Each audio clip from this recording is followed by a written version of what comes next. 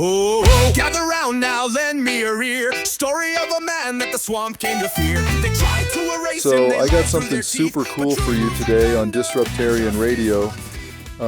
We're going to dive into like this whole thing with Trump and Musk in their first 100 days, but through this libertarian lens that I think is going to blow your mind.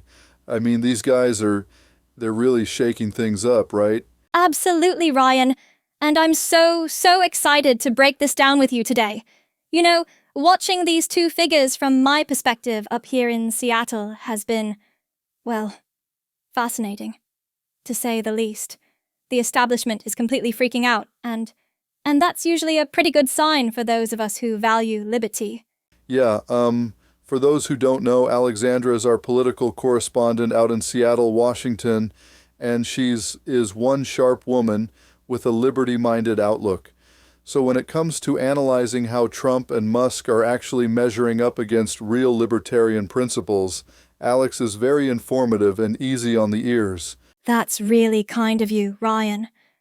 Look, these first 100 days have given us so much to discuss in terms of smaller government, free market approaches, and this whole peace through strength doctrine that Trump keeps championing. It's not perfect, you know what I mean? But there's definitely some alignment with core libertarian values that deserves unpacking. For sure, and we're going to get into all of it. The good, the bad, and the totally punk rock libertarian perspective on what's really going down with these two disruptors in government. So, before we jump into all the specifics about Trump and Musk, I think we should probably lay some groundwork here. Like, Alexandra, could you break down this whole non-aggression principle thing for our listeners? Because that's really the foundation of everything we're going to talk about, right? Yes, absolutely, Ryan. So, the non-aggression principle is really the cornerstone, the absolute bedrock of libertarian philosophy. At its core, it's actually super simple. Self-defense aside, it states that no person or group, and this includes government, has the right to initiate force, fraud, or coercion against another person or their property. That seems pretty straightforward, actually. Right? But it's so profound when you really think about it, because what the NAP does is establish that you, and only you, have complete ownership over three things: your life, your labor, and your property, and nobody, not even the government with all its badges and guns, has any legitimate claim to those things without your consent. So it's basically like, don't hurt people and don't take their stuff, right? Exactly. That's the punk rock bumper sticker version right there. But what makes this principle so powerful is how we can use it as a lens, like a filter to evaluate almost any policy or political figure. When Trump or Musk take certain actions, we can ask ourselves, does this action respect people's ownership of their lives, labor, and property, or does it violate the NAP? And I guess that's where a lot of our traditional politicians tend to fail pretty spectacularly. God, do they ever? Most politicians, both Democrats and Republicans, they violate the NAP constantly. They support wars of aggression overseas. They take your money through taxation without actual consent. They regulate what you can do with your own body and property. And they start it all with this collectivist mindset that somehow the greater good trumps your individual rights. So when we're looking at Trump and Musk through this libertarian lens, we're basically asking how well they're living up to this non-aggression standard. Precisely. And look, neither of them is perfect. Far from it. But what makes them interesting from our perspective is that they're actually pushing back against the system that routinely violates the NAP.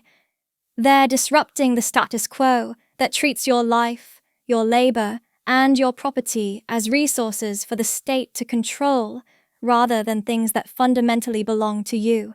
So, let's dive into something that's really, really fundamental to libertarian thinking. And that's this whole peace through strength approach that Trump has been taking in his first 100 days. What are your thoughts on that, Alexandra? Oh man, this is actually one of the areas where Trump is absolutely crushing it from a libertarian perspective. Like, the whole first principle of libertarianism is basically don't start fights, right? And Trump he's been remarkably consistent on this. What we're seeing in these first 100 days is this continuation of his previous approach. Peace through strength, rather than, endless military interventionism. That's a pretty stark contrast to what we've seen from other administrations, isn't it? God, yes. It's like night and day, Ryan. Just look at the record. Obama started or escalated conflicts in 7 different countries. 7. And Bush, well, we all know about Iraq and Afghanistan. But Trump? He comes in with this completely different philosophy. He's like, we're going to have the strongest military in the world, and then we're going to use that strength to avoid wars, not start them. So how is that approach playing out specifically in these first 100 days? So, what we're seeing is Trump engaging with rival powers diplomatically first.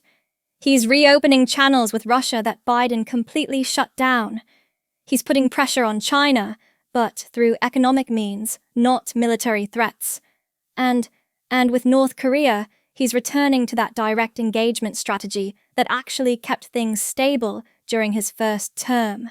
That sounds pretty aligned with the libertarian idea of minding our own business internationally, right? Exactly.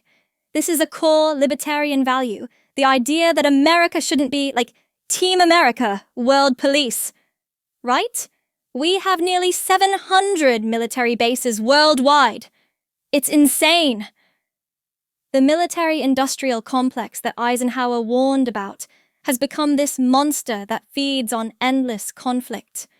What Trump understands, and this is why libertarians can get behind him despite his flaws, is that true peace comes from strength and diplomatic engagement, not from bombing countries into democracy. What about some of the criticism that Trump is too unpredictable or aggressive in his rhetoric? Look, his style definitely isn't conventional, but results matter more than style, right?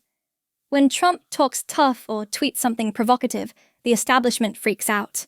But here's the thing, his actual policies have been way more peaceful than the smooth-talking politicians who order drone strikes while accepting Nobel Peace Prizes. Trump understands that sometimes you need to sound tough precisely so you don't have to actually be tough. It's like carrying a gun, so you never have to use it. So in terms of living up to libertarian standards on foreign policy, he's not perfect. No politician is. But compared to the endless war machine we've seen from both parties for decades, Trump is the most libertarian-aligned president on foreign policy in our lifetime. And these first 100 days are showing that he meant it when he talked about ending the era of endless wars and bringing our troops home. That's something every libertarian should be celebrating. So let's shift gears a bit and talk about something that's really central to libertarian philosophy, the economic policies that Trump has been implementing in his first 100 days, especially around deregulation and free markets. Oh man, this is where Trump is absolutely crushing it. Like, if there's one thing libertarians can get behind, it's the idea that the government needs to get the hell out of the way of business, right? And Trump he's been like a wrecking ball to the regulatory state since day one of his return to office. What specific actions has he taken that stand out to you? So many things, Ryan. First off, he's continued his 2 regulations out for every new one in policy, which has already resulted in, dozens of regulatory rollbacks. But it's more than just the numbers. He's targeting the most burdensome regulations, the ones that strangle small businesses while big corporations can just hire armies of compliance officers to deal with them. How does this translate to actual benefits for everyday Americans? That's the beautiful thing about free market principles. When you cut regulations, you don't just help some fat cat CEO, You help everyone. Take the energy sector. Trump's been dismantling all these restrictive EPA regulations that were driving up energy costs. The result? Lower utility bills for average families. And when businesses spend less time and money jumping through government hoops, they can invest that money in expansion, in hiring, in innovation. What about the tax cuts? I know that was a big part of his previous administration. God, yes. And he's doubling down on that approach. The corporate tax cuts he implemented before resulted in this massive economic boom. Now he's pushing for making those cuts permanent and extending more tax relief to middle-class families and small businesses. This is totally in line with the libertarian principle that taxation, especially on labor, is fundamentally immoral. So what's the libertarian assessment of his economic approach so far? Look, if we're measuring against the gold standard, like a pure libertarian fantasy world where the IRS is abolished and all taxation is voluntary, then sure, Trump falls short. But in the real world, the direction matters more than perfection. He's pushing for a much freer market with a much smaller government footprint. Are there areas where he's not living up to libertarian standards economically? I mean, his tariff policies definitely make some libertarians uncomfortable. Traditional free market thinking opposes trade barriers. But here's the thing. Trump's approach is actually about reciprocity. He's saying, if you tax our goods, we'll tax yours until you stop. It's like using government intervention temporarily to actually create freer markets in the long run. And honestly, it's working. We've seen multiple countries reduce their tariffs on American goods because of this pressure. That's an interesting perspective on the tariffs. Yeah, and the proof is in the results, right?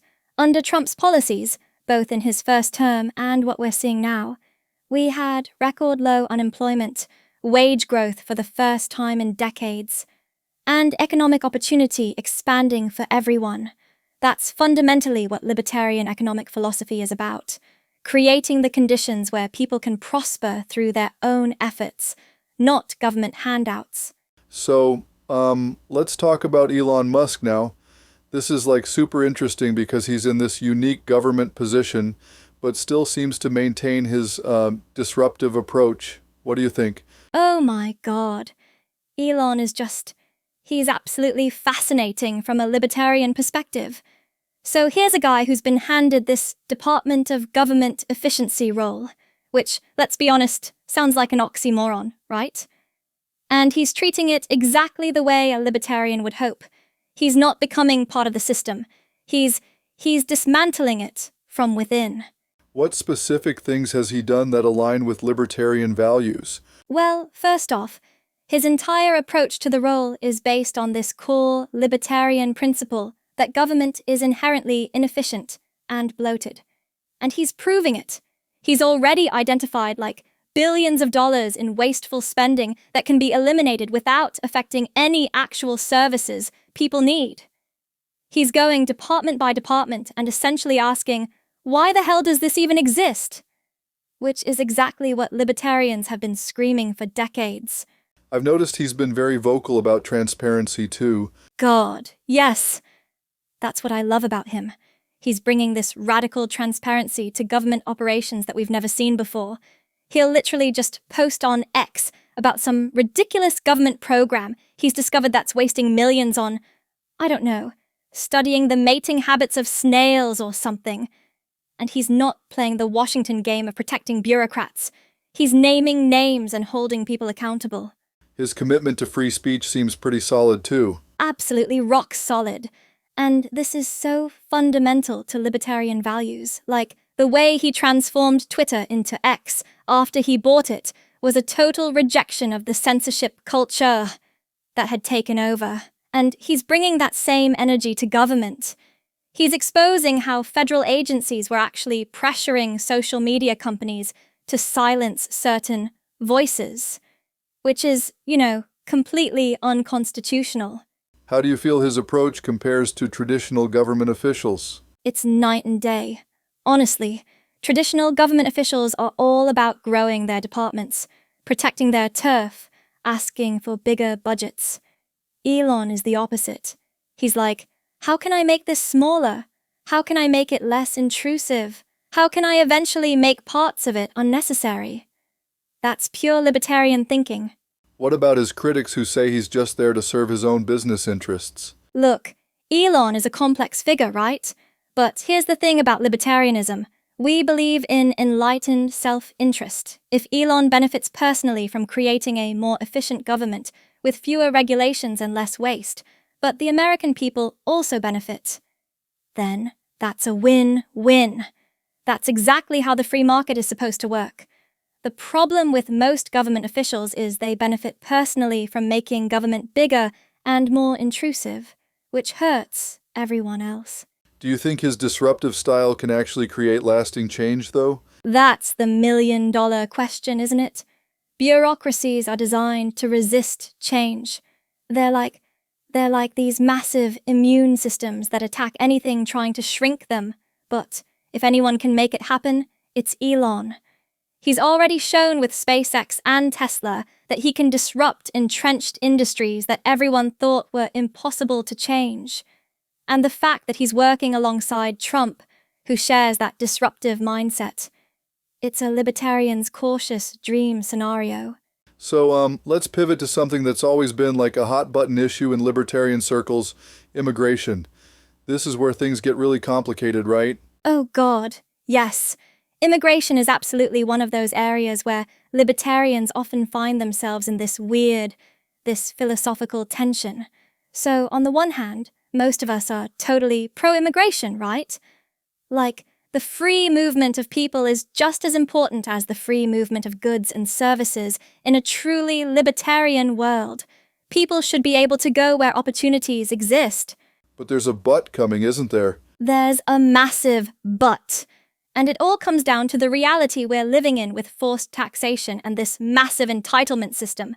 See, in an ideal libertarian world, we wouldn't have this problem because we wouldn't have the government forcibly taking people's money through income taxes, which is literally taxing your labor, your actual productivity as a human being, it's just absurd when you really think about it.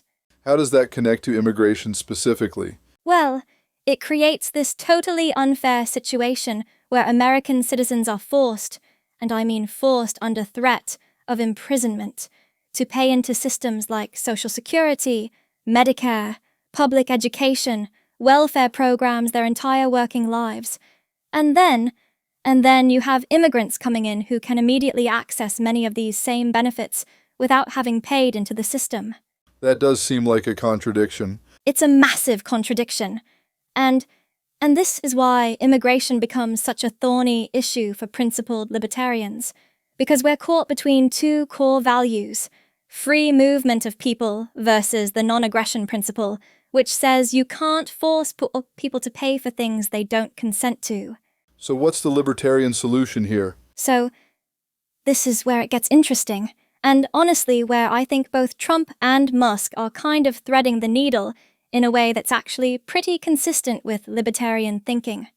The solution is either A, you need some kind of control over who can access benefits, some waiting period or contribution requirement before immigrants can tap into these systems that others have been forced to fund their whole lives. Or B, you need to dramatically reduce or eliminate both the forced taxation and the entitlement systems altogether.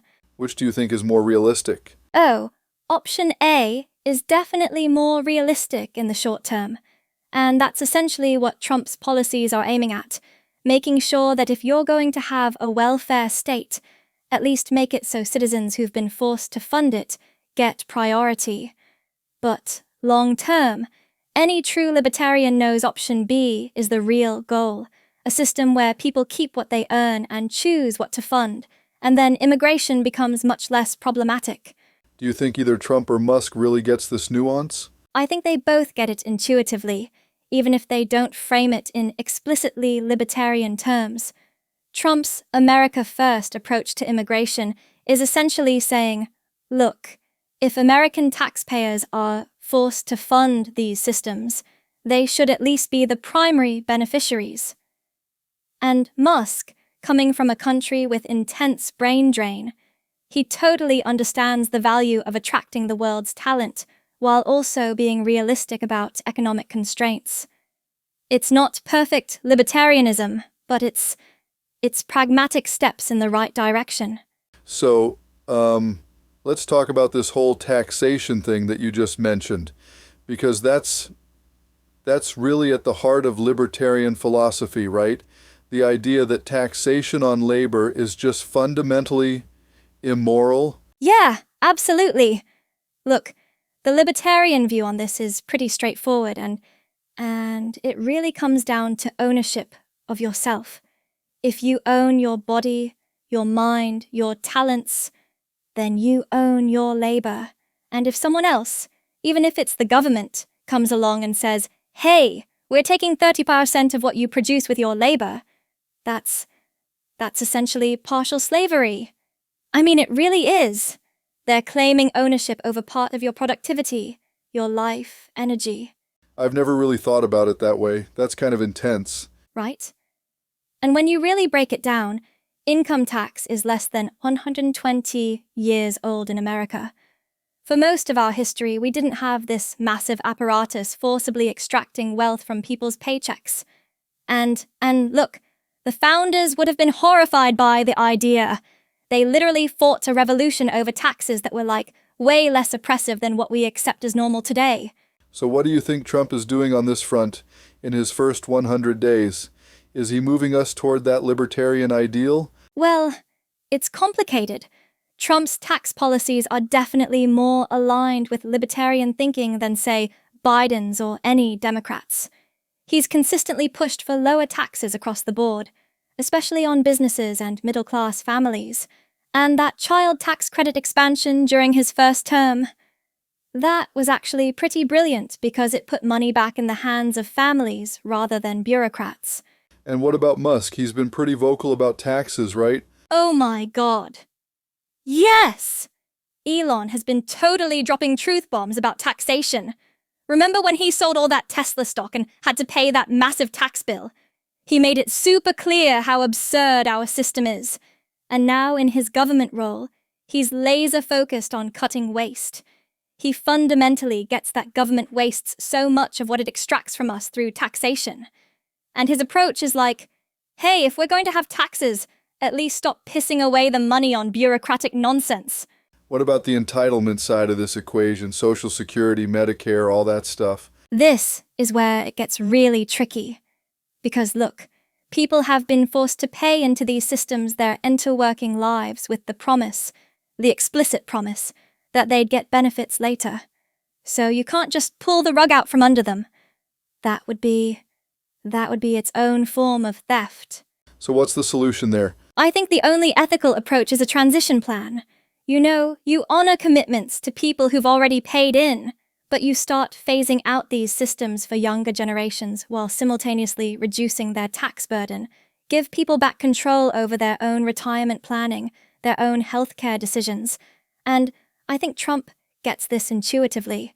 How so? Well, his approach isn't to just slash benefits for current recipients. He's actually promised to protect Social Security and Medicare for them. But he's also pushing for broader economic freedom that would make it easier for future generations to build wealth without government dependency. And Musk is all about technological solutions that make goods and services cheaper and more accessible without government intervention. Imagine healthcare becoming so advanced and efficient that you don't need massive government programs to afford it. Do you think they'll actually make meaningful progress on this in the next few years? Honestly, we probably won't see a libertarian revolution overnight. But what we're seeing is incremental steps toward giving people more control over their own resource and reducing dependency on government. And that's actually the realistic path forward. You don't just tear down a system overnight that millions of people have been forced to depend on. You build alternatives, you create off-ramps, you gradually restore freedom. So, let's compare Trump and Musk to some of the libertarian heroes of the past. People like Ron Paul or Barry Goldwater. How do you think they stack up against those libertarian standards? Oh man, that's such a good question. So when we look at Ron Paul, right, he was like the gold standard, no pun intended, for libertarian principles in government.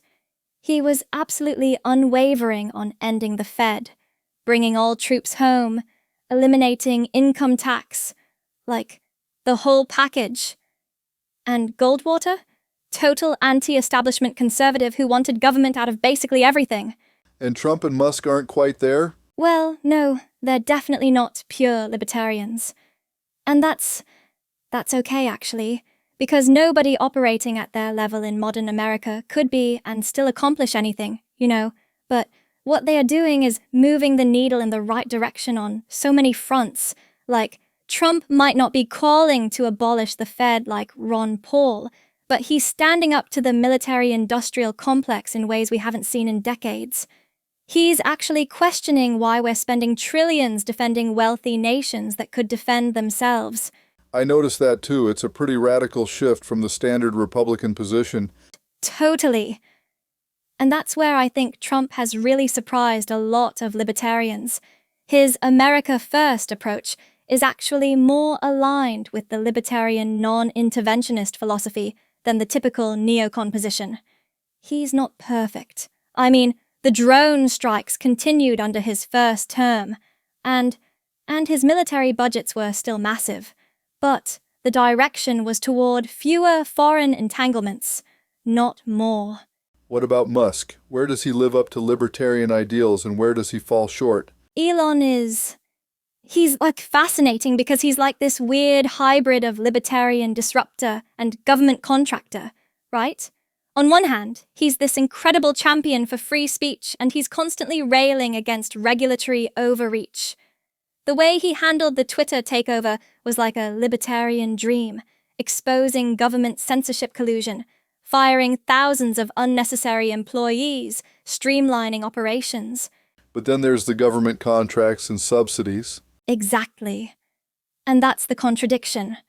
SpaceX and Tesla have both benefited from government contracts and tax incentives, which, from a pure libertarian perspective, shouldn't exist at all. But I think what Musk would argue, and I tend to agree, is that he's playing within the system that exists while simultaneously working to change it. He's basically saying, look, if the government is going to spend this money anyway, better it goes toward advancing space exploration and sustainable energy than bombing another country. So it sounds like you're saying we should judge them more on direction than on purity? Yes. Yes, exactly. Like, libertarianism isn't a religion. It's a political philosophy.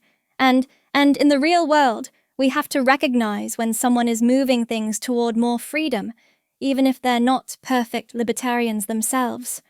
Barry Goldwater understood this. He was willing to form coalitions to advance liberty incrementally. And would Ron Paul approve of Trump and Musk? You know what? On some issues, absolutely. On others, probably not. But Ron Paul himself always said that his goal wasn't ideological purity, it was education and incremental change toward liberty. And by that standard, I think Trump and Musk are actually doing pretty damn well compared to the alternatives. So let's talk about the actual direction of liberty here, because I'm thinking about something you said earlier. Is libertarianism really about purity, or is it about, which way we're heading? Oh man, that's such a crucial point. Look, in my years covering libertarian politics, I've seen this debate play out over and over. And here's the thing.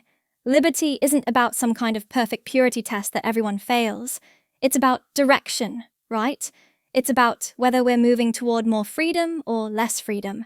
And that's the lens we need to use when looking at figures like Trump and Musk. That makes a lot of sense. Totally. And when you look at the direction they're pushing things, it's actually pretty remarkable. Trump, despite all his flaws and, the tweets and everything, he's consistently pushed for deregulation, peace through strength rather than endless wars, and he's questioned institutions that most politicians wouldn't dare touch. Like, he actually called out the military-industrial complex. When was the last time a president did that? Like, seriously? Not since Eisenhower, I think. Exactly! And Musk is the same way. He's not a perfect libertarian by any stretch, but the direction he's moving things, he's blowing up bureaucracy, championing free speech when it's incredibly unpopular to do so, and he's taking on entrenched government agencies that haven't faced real opposition in decades. So compared to other mainstream political figures, They're light years ahead. Most politicians, Democrat or Republican, are just arguing about how much bigger government should get, not whether it should get smaller at all. But these guys are actually pushing back. Trump's looking at cutting entire departments, and Musk is literally asking every agency he touches, why do we even need this process? That kind of questioning is fundamentally libertarian in its approach. do you think pure libertarianism is even achievable in our current system? I mean, probably not overnight, right? And that's where I think some libertarians get lost. They want the perfect libertarian candidate who'll never compromise, but then they end up with zero actual impact on policy. It's like, do you want to be pure and powerless, or do you want to actually move the needle toward freedom? So it's more practical to support imperfect allies who are moving in the right direction. 100%! And when you look at the alternatives, my God, most politicians want more wars, more spending, more regulation, more control. So when someone comes along who's even pushing back against that tide, even if they're not perfect, that's huge. That's worth supporting. Because direction matters more than perfection when it comes to actually creating change in the real world. So as we wrap up this discussion on Disruptarian Radio, I think we've covered a lot of ground about Trump and Musk's first 100 days from a libertarian perspective. What's your final assessment of how they're doing, Alexandra? Well, Ryan, I think the bottom line is that both Trump and Musk represent something we rarely see in American politics. Major figures who are actually shrinking government power rather than expanding it. And that's huge. Like, when you look at what Trump's accomplished already, rolling back regulations, challenging the administrative state, standing firm against new foreign entanglements, these are all wins for liberty-minded people. And Musk seems to be taking a similar approach in his role. Oh my God! Absolutely. Elon's basically been a wrecking ball to bureaucracy, right? He's slashing redundant processes, he's demanding accountability, and he's bringing this Silicon Valley efficiency mindset to government. And you know what? Government desperately needs that kind of disruption. He's doing exactly what libertarians have been screaming about for decades, proving that most of what government does is unnecessary, busy work that actually prevents progress. What should our listeners be watching for in the coming months? Great question. I'd say, first and foremost, watch for how they handle the budget negotiations. That's going to be a real test of their commitment to smaller government. Are they actually going to push for meaningful cuts, or will they cave to the spending addiction in DC? Any specific departments or agencies we should focus on? Oh, for sure. Keep an eye on the Department of Education, EPA, and especially the administrative agencies that aren't directly accountable to voters. Trump's already talked about targeting these. And these are exactly the kinds of bureaucracies that libertarians have long criticized as unconstitutional power grabs. What about on the Musk side? With Musk, watch how he continues to streamline government operations. He's already finding billions in waste, but the real test will be whether he can create lasting structural changes that survive after he leaves. And also watch for how he handles the pushback, because believe me, the bureaucratic blob does not go quietly. They're already trying to undermine him at every turn. Any final thoughts for libertarian-minded listeners who might be skeptical about supporting these guys? Look, I get the skepticism. I really do. Neither of these men are perfect libertarians, not even close. But in a political landscape where nearly everyone else wants bigger government, more control and less freedom, these two are swimming against the current, and that's worth supporting. I think that's really the key takeaway here on Disruptarian Radio. It's about the direction, not perfection. Exactly. Politics is messy, and change happens incrementally. So if you care about liberty, support the people moving us toward more freedom, even if they don't check every box on your libertarian wish list. Because right now, Trump and Musk are doing more to advance liberty than anyone else with actual power in Washington. And that's something worth recognizing and supporting. Well, that wraps up today's episode of Disruptarian Radio. Thanks for joining us, and remember to stay free, stay punk, and keep disrupting the status quo. We'll catch you next time. We at Disruptarian Radio want to thank you for tuning in, and we'll want to remind you to do your own research. Look you books by Thomas Sowell, Ron Paul, Peter McWilliams, and others when you get the chance, and always stay sharp. Bless you.